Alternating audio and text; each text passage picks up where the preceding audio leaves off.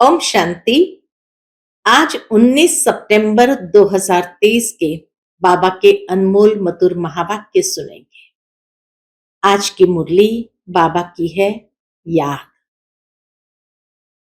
बाबा challenge करते हैं आज की मुरली में। क्या चैलेंज करते हैं कि बच्चे पूरा समय तक भोजन बनाते बाप की याद में रह सकते हैं, या भोजन करते समय भी पूरा बाबा की याद में रहते हो। खुद भी याद में रहे, दूसरों को भी याद दिलाएं, तब तो बाबा कहे अवस्था बहुत अच्छी बनेगी। विशेष बाबा आज भोजन को लेकर के याद में रहने के लिए प्रेरणा दे रहे हैं। बाबा कहे ऐसा पुरुषार्थ करो जो कर्मातीत अवस्था बने। अपने आप को मियां मिट्ठू नहीं समझना है, बस याद के बल से अपने अंदर जो भी खामियां हैं उसको दूर करना है, उन्हें निकालते रहना। तो याद से ही अपने आप को संपूर्ण बनाना है। सुनते हैं आज के बाबा के अनमोल मधुर महावाक्य। ओम शांति। मीठे बच्चे, याद के पुरुषार्थ से ही कर्मातीत बनेंगे। इसलिए कभी भी अपने को मियां मिट्ठू नहीं समझना। याद के बल से अंदर में जो कमियां हैं उन्हें निकालते रहना है।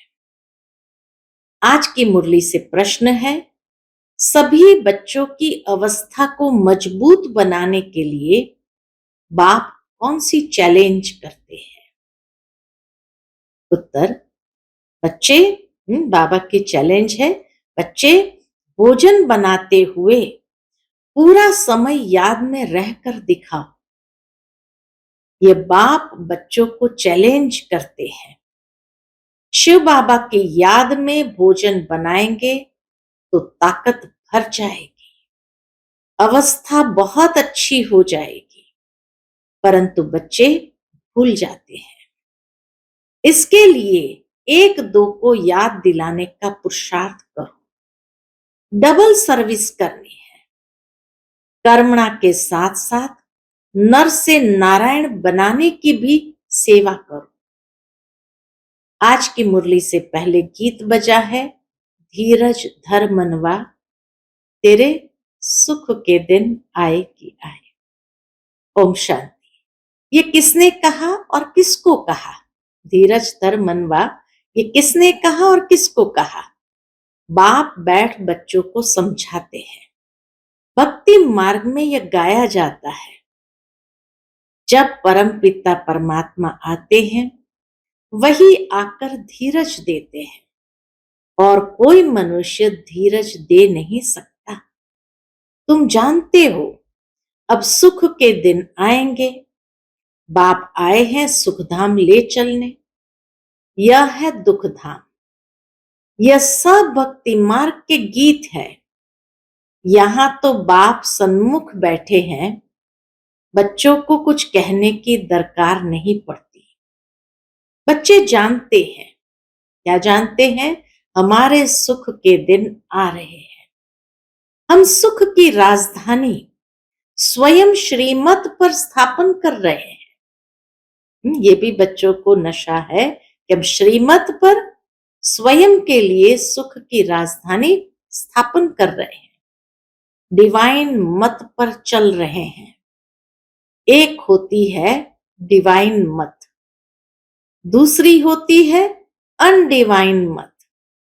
डिवाइन मत एक की होती है, जिसे श्रीमत कहा जाता है। अनडिवाइन मत माना आसुरी पतित मत। डिवाइन मत माना दैवी पावन मत।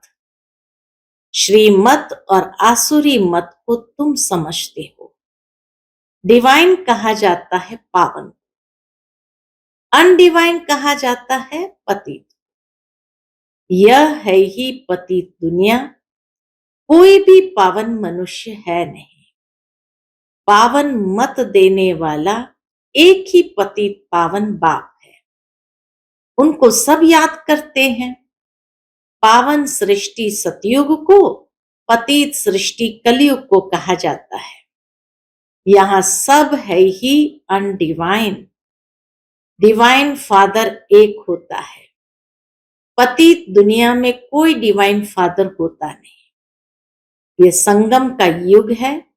यह युग तुम्हारे लिए है, दुनिया के लिए नहीं है। दुनिया तो समझती है संगम युग आने में बहुत वर्ष पड़े हैं। बाप आते ही है पतित कलयुग को पावन सतयुग बनाने। ऐसे तो वे कुमार और कुमारियां भी डिवाइन पावन है, परंतु फिर पतित जरूर बनना है। विकार से जन्म लेते हैं, इसलिए इस विकारी दुनिया में कोई डिवाइन नहीं होते। डिवाइन निर्विकारी को कहा जाता है। बाबा कितना डिवाइन शब्द और अनडिवाइन शब्द को स्पष्ट कर रहे हैं। डिवाइन निर्विकारी को कहा जाता है। निर्विकारी होते हैं निर्विकारी दुनिया में। वह है ही वाइसलेस, संपूर्ण निर्विकारी दुनिया। जबकि संपूर्ण निर्विकारी दुनिया है तो संपूर्ण विकारी दुनिया भी होगी उसके कॉन्ट्रास्ट में। यह है संपूर्ण अनडिवाइन दुनिया। संपूर्ण डिवाइन दुनिया सतयुग को कहा जाता है। अब तुम बच्चों को डिवाइन फादर ने धैर्यवत बनाया है। डिवाइन जीव आत्मा कहा जाता है। सिर्फ आत्मा को डिवाइन नहीं कह सकते। आत्माएं तो निराकारी दुनिया में रहती है। डिवाइन मनुष्य होते हैं पवित्र दुनिया में। यह है ही अपवित्र दुनिया। अपवित्र दुनिया को पवित्र दुनिया बनाना यह निराकार डिवाइन फादर का ही काम है। तुम बच्चों को अब धीरज मिलता है। तुम बच्चों को अब धीरज मिलता है। बच्चे अब सतयुग आ रहा है। सुखधाम स्थापन करने में समय तो लगता है। फट से तो दुखधाम विनाश हो, सुखधाम स्थापन नहीं हो जाएगा। तुमको भी देखो कितना टाइम लगता है। पतित सृष्टि कितनी बड़ी है। तुम भी जब लायक बनो ना, तुम खुद ही कहेंगे हम अभी स्वर्ग में जाने के लिए पूरे लायक नहीं बने हैं। पूरे लायक बन जाए फिर तो कर्मातीत अवस्था हो जाए, परंतु देह अभिमान बहुतों में होने कारण समझते हैं हम तो संपूर्ण बन गए। बाबा कहे देह अभिमान के कारण ही समझते हम तो संपूर्ण बन गए। हमको श्रीमत की दरकार ही नहीं, इसलिए याद नहीं करते। बाप की याद से ही तो श्रेष्ठ बनेंगे। कोई कह न सके कि हम निरंतर बाप को याद करते हैं। अंदर में कोई यह न समझे, बाबा कहे कोई कह न सके कि हम निरंतर बाप को याद करते हैं। अंदर में कोई यह न समझे कि हम तो निरंतर याद में रहते हैं। ये भी एक प्रकार का देह अभिमान है।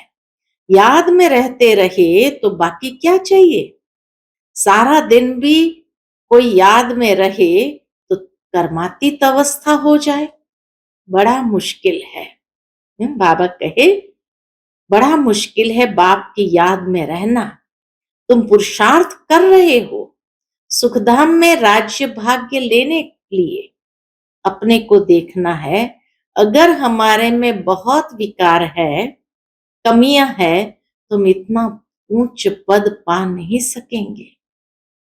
निरंतर याद की दौड़ी लगा नहीं सकेंगे। अपने को मियां मिट्ठू नहीं समझना है कि मैं तो संपूर्ण हूं। संपूर्ण होते ही है शिवालय सतयुग में। संपूर्ण होते ही है शिवालय सतयुग में। सारा भारत शिवालय बन जाता है। लक्ष्मी नारायण का राज्य चलता है। मंदिर में राज्य तो नहीं करते ना, शिवालय सतयुग में सब देवी देवताएं राज्य करते हैं। फिर पूजा के लिए मुख्य लक्ष्मी नारायण का चित्र बनाए उनका मंदिर बनाते हैं। पहले नंबर वाले की ही पूजा होती है। अभी उन्हों के जड़ मंदिर है, लक्ष्मी नारायण के जड़ मंदिर है। चैतन्य में जब राज्य करते हैं तो विश्व के मालिक है। बल है भारत में ही, परंतु है तो विश्व के मालिक ना, और कोई राजा ही नहीं। हम अभी फिर से अपना डिवाइन राज्य स्थापन कर रहे हैं। पावन दुनिया में जाने के लिए पहले जरूर पावन बनना पड़े। मेहनत लगती है। जहां तक जीना है याद में रहना है, और ज्ञान की वर्षा तो होती रहती है। भिन्न भिन्न प्रकार से समझाया जाता है। वास्तव में लक्ष्मी नारायण के सिवाय डिवाइन अथवा पवित्र किसको कह नहीं सकते। लक्ष्मी नारायण जितने पवित्र किसको कह नहीं सकते। बाप स्वर्ग स्थापन करते हैं, फिर भी नरक बन ही जाता है। ड्रामा ही सुख और दुख का बना हुआ है। शंकराचार्य आकर अपने धर्म की स्थापना करते हैं, फिर भी डाल डालियां पुरानी तो होगी ना। सन्यासियों की महिमा है। राम तीर्थ, विवेकानंद आदि गाए जाते हैं, क्योंकि शंकराचार्य के पिछाड़ी वाले हैं। नए नए आते हैं तो वह अपना शो करते हैं, परंतु इनको शिवालय तो नहीं कहेंगे। शिव का स्थापन किया हुआ सतयुग एक ही है। मनुष्य इन बातों को बिल्कुल नहीं जानते। ऐसे ही सिर्फ सुनने से कोई समझ न सके। पहले तो 7 रोज आकर एम ऑब्जेक्ट को समझना है। और कोई पढ़ाई के लिए ऐसे नहीं कहा जाता कि पहले 7 रोज समझो। ये एक ही पाठशाला है जहां लक्ष्य दिया जाता है, पहले पहले तो फादर को समझो। बाप कहते हैं, मैं बच्चों की सेवा करने आया हूं। जो कल्प पहले वाले हैं वही आएंगे। जब तक निश्चय बुद्धि नहीं बने हैं तब तक बुद्धि में आएगा नहीं। इसलिए बाबा पूछते हैं, कहां तक निश्चय हुआ है। यह कोई गावड़े का सत्संग नहीं है। और सत्संगों में तो कहेंगे फलाना महात्मा गीता सुनाते हैं, फलाना वेद सुनाते हैं। यहां कोई महात्मा आदि नहीं है। यहां तो बाप बैठ समझाते हैं। पहले जब तक निश्चय नहीं तब तक क्या समझे। वहां सत्संगों आदि में समझेंगे यह तो फलाना वेद सुनाते हैं, राज विद्या पढ़ाते हैं।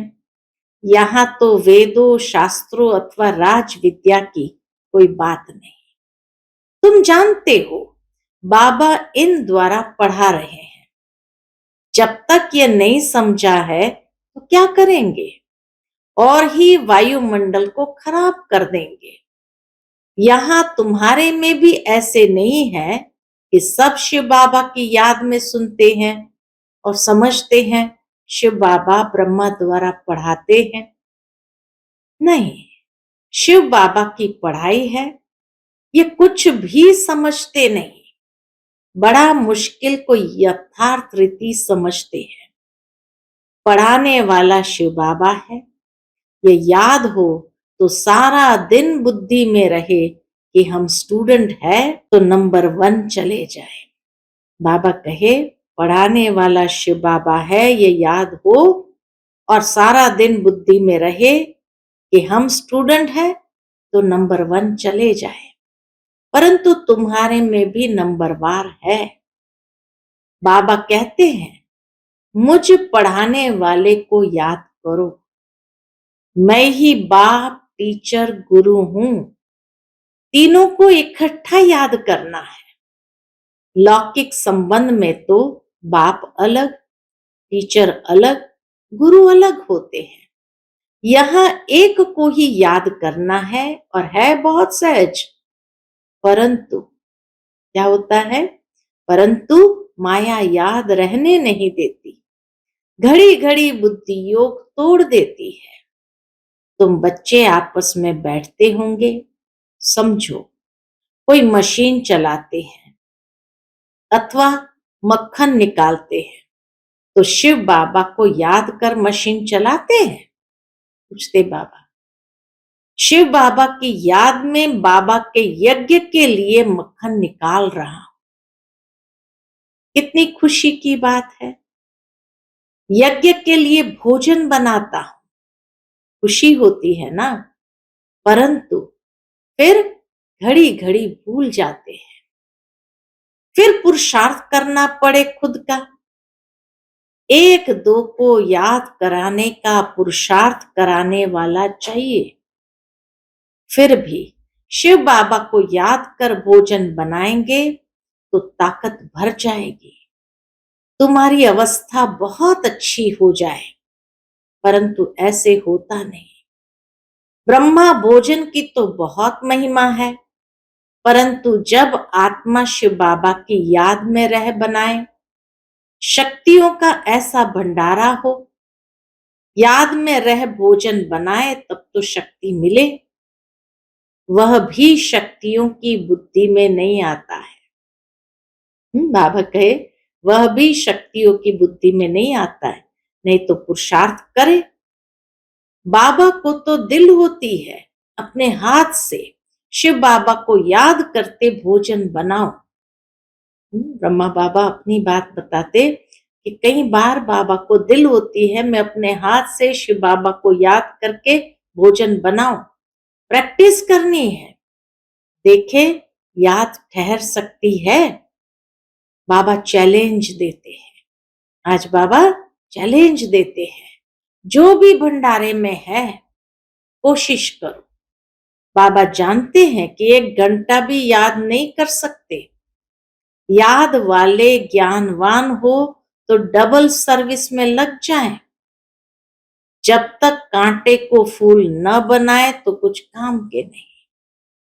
राजाए के लायक वह बनते जो नर को नारायण बनाने की सर्विस करते। जितना तकदीर में है वह अपने पुरुषार्थ से तकदीर को पाते रहते हैं। बाबा कहे जितना तकदीर में है वह अपने पुरुषार्थ से तकदीर को पाते रहते हैं। बाप तो सबको कहते हैं जितना करेंगे, जो करेंगे सो पाएंगे। अपने मोस्ट बिलवेड बाप को याद करना है, याद की ही मेहनत है। बाबा भी बतलाते हैं मैं बहुत उपाय करता हूं। ब्रह्मा बाबा भी बतलाते हैं कि मैं बहुत उपाय करता हूं, परंतु हो नहीं सकता। बहुत मेहनत है। मेहनत करते करते अंत में कर्मातीत अवस्था होगी। फिर साक्षात्कार करते रहेंगे, माया नहीं आएगी। यहां बैठे बैठे सब दिव्य दृष्टि में देखते रहेंगे। अभी तो टेलीविजन में देखते हैं। टेलीविजन कोई दिव्य दृष्टि नहीं है। विनाश का साक्षात्कार, वैकुंठ का साक्षात्कार टेलीविजन में नहीं देख सकेंगे। जितना जो ज्ञानी और योगी है उनको तो वैकुंठ की राजधानी देखने में आती रहेगी। बिगड़ टेलीविजन रखे तुम जर्मनी लंदन आदि देखते रहेंगे। टेलीविजन से यह दिव्य चक्षु का साक्षात्कार वंडरफुल है। सच्ची दिल से बाप की सर्विस में लगना है, तब मजा है। बाबा कहे सच्ची दिल से बाप की सर्विस में लगना है तब मजा है। बुद्धि भी कहती है बाबा अंत में बहुत खातरी करेंगे। घुमाना फिराना बहलाना ये खातरी है ना। ऐसा बनने के लिए लायक भी बनना चाहिए ना। लायक बनाने वाले को याद करने से ही लायक बनते जाते हैं। जितना याद करेंगे और स्वदर्शन चक्र फिरता रहेगा तो फायदा है। बीज को याद करने से झाड़ भी याद आएगा। यह बातें सिवाय तुम्हारे कोई भी समझ न सके। इस याद और ज्ञान से हम इतना जमा करते हैं, वह ये पता नहीं होगा कि ये कहां से वर्षा मिला है। ये थोड़ी समझते हैं कि यह हमारे संगम की कमाई है। सतयुग में ये थोड़ी समझते, ये हमारी संगम की कमाई है। बादशाही मिल जाती, तुम सदा सुखी रहते हो, बड़ी भारी मंजिल है। अभी तुम डिवाइन बनते हो। इससे बाबा पहली पॉइंट की ओर आ जाते हैं। अभी तुम डिवाइन बनते हो, सारी दुनिया अनडिवाइन है। तुम मनुष्य से देवता डिवाइन बन रहे हो। मनुष्य को देवता बनाने वाला कौन? एक ही गॉड फादर है। फादर अक्षर कहना बड़ा सहज है। कोई भी बूढ़ा बुजुर्ग देखेंगे तो उनको बाबा व पिताजी कहेंगे। बूढ़ा बूढ़े को देखेंगे तो भाई समझेंगे। छोटे बड़े को देखेंगे तो बाप समझेंगे। निराकार बाप का तो कोई को पता ही नहीं है, सिर्फ कह देते हैं गॉड फादर। ये नहीं समझते हैं कि हम आत्मा है, हमारा बाप वह है। बाप जरूर वर्षा देता होगा। अभी तुम जानते हो हमारा बाप हमको वर्षा दे रहे हैं। इस वर्षे के लिए ही हम बार बार पुकारते थे, प्रार्थना करते थे। अब वही पढ़ा रहे हैं। अभी हम प्रार्थना अथवा भक्ति करने से छूटे। बड़े मजे की नॉलेज है। कहते हैं आप हमारे बेहद के बाप हो, फिर हमको छोड़ लौकिक बाप के पास बुद्धि क्यों जाती है? परंतु किसकी तकदीर में नहीं है तो बुद्धि में बैठता नहीं। खुद ही कहते हैं हमारी तकदीर में राजयोग की बादशाही नहीं है। तो बाबा क्या करे? क्यों नहीं तकदीर बनाते हो? तकदीर बनाने में तो कोई को मना नहीं है। तकदीर में नहीं है तो बाबा को छोड़ देते। फिर माया बिल्ली बुद्धि में घोटाला डाल देती है। बाप भी क्या करे? माया बिल्ली पर जीत पानी है। बाबा कहे तुम्हें माया बिल्ली पर जीत पानी है। काम काज करते शिव बाबा की याद रहे तो बहुत फायदा हो जाए। 1 मिनट भी याद करने से बड़ा फायदा हो सकता है। एक दो को सावधान करो, फिर कोई माने या न माने, बाबा युक्तियां बहुत बतलाते हैं। अच्छा, मीठे मीठे सिकिलते बच्चों प्रति माता पिता बाप दादा का याद प्यार और गुड मॉर्निंग। रूहानी बाप की रूहानी बच्चों को नमस्ते। हम सभी रूहानी बच्चों की रूहानी माता पिता बाप दादा को याद प्यार गुड मॉर्निंग और नमस्ते। नमस्ते। शुक्रिया बाबा, शुक्रिया। आज की मुरली से धारणा के लिए मुख्य सार है।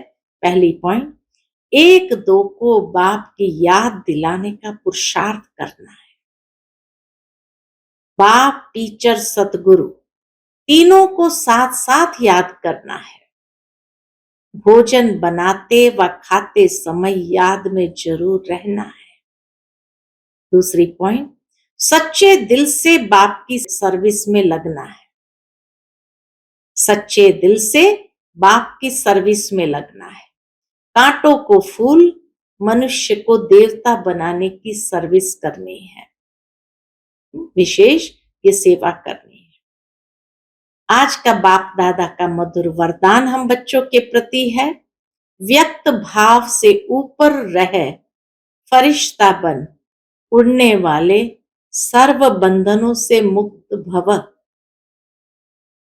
व्यक्त भाव से ऊपर रहे, फरिश्ता बन, उड़ने वाले, सर्व बंधनों से मुक्त भव। देह की धरनी व्यक्त भाव है। जब फरिश्ते बन गए फिर देह की धरनी में कैसे आ सकते? फरिश्ता धरती पर पांव नहीं रखते। फरिश्ता अर्थात उड़ने वाले, उन्हें नीचे की आकर्षण खींच नहीं सकती। नीचे रहेंगे तो शिकारी शिकार कर देंगे, ऊपर उड़ते रहेंगे तो कोई कुछ नहीं कर सकता।